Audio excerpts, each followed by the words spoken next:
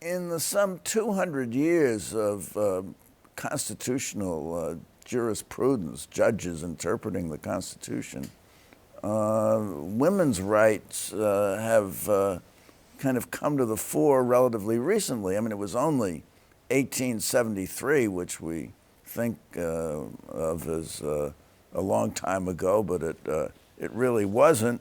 The Supreme Court of the United States said women have no constitutional right to be lawyers.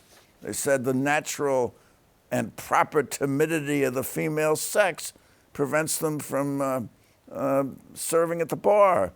And now in the Trump years, you have women lawyers front and center in the fight to save what you call the soul of the country. All this has happened rather recently and rather quickly.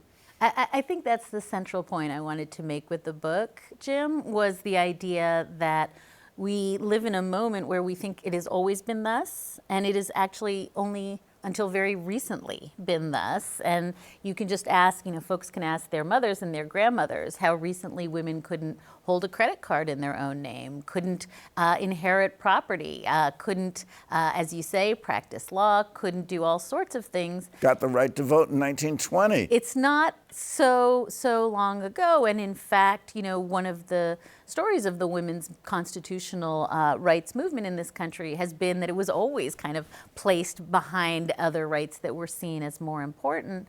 And so one of the stories I wanted to tell was the story of how women kind of clawed their understanding of equal rights in the 14th Amendment, of equal justice and dignity, out of this sort of rock face that was quite unwelcoming to claims about gender equality.